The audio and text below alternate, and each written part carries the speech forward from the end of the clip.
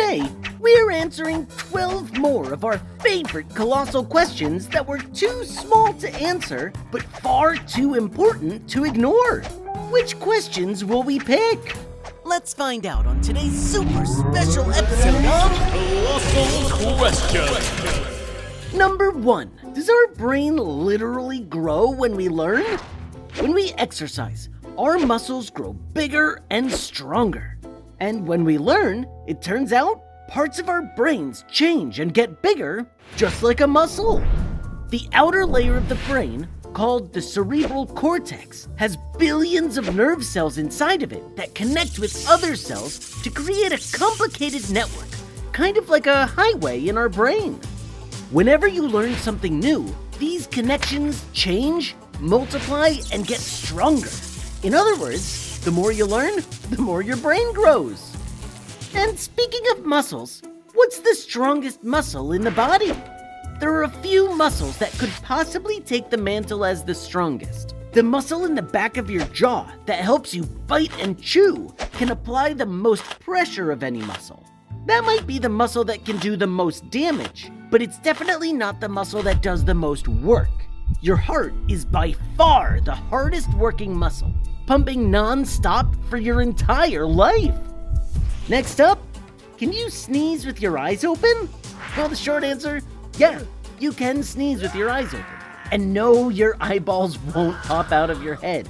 But your eyes do automatically close whenever you sneeze, so keeping them open takes some effort. No one can say for sure why our eyes close, but it's most likely to shield them from all the droplets we're sneezing out. Our next quick question about the body. How many bones do we have? Babies are actually born with more than 300 bones, but by the time they become adults, they'll only have 206 bones left. You see, some of your adult bones start out in multiple pieces, kind of like a new toy that requires some assembly. Most of those extra baby bones are in your hands and feet and slowly fuse together as you age. Next up, where does dust come from? There's a myth that most dust inside is made of dead human skin, but luckily, that's not really true. For the most part, dust is mostly just dirt that finds its way inside from the outdoors. Moving on to our friends in the wild. Can animals get sunburns? They absolutely can. But just like humans wear clothes to protect us from the sun, animals have found all kinds of ways to protect their skin. Some animals simply have thick coats of fur, and some secrete a natural substance from their own skin to protect it. Other animals with less hair, like pigs, hippos, and elephants, will coat themselves in dirt or mud like sunscreen to protect their exposed skin. Question number 7. Why do dogs have wet noses? Dogs and other animals have wet noses for a simple reason. It helps them smell better. That's because scent particles stick better to a damp surface. Next up, why do cats love catnip so much?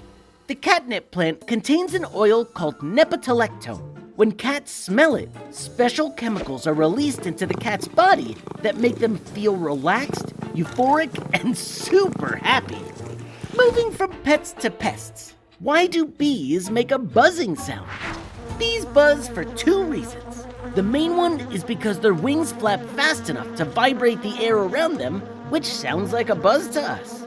It's the same reason some flies, beetles, and other flying insects make buzzing sounds too. But bumblebees buzz for a second reason. They shake their wings and midsection, called the thorax, to shake pollen off of flowers. That kind of buzzing is quite loud, and what gives the bumblebees their distinct sound. Sticking with the insect questions. Do mosquitoes really need to exist? As annoying as the little things might be, we can't just get rid of them without some consequences. They're a key source of food for tons of other small animals, who are food for bigger animals, who are food for even bigger animals, and so on. If we got rid of mosquitoes, all those small animals would start to starve, as would the bigger animals that eat the small animals, all the way up the food chain. Going from animals to maybe animals. Are yetis real? No one has ever found any definitive proof that the yeti, also known as the abominable snowman, actually exists. Like his counterpart in the Pacific Northwest, Sasquatch or Bigfoot, the Yeti is a modern mythical creature with plenty still convinced he's real to this day. In truth, only time will tell. And finally, our 12th and final question. Does breaking a mirror give you 7 years bad luck? Well, no.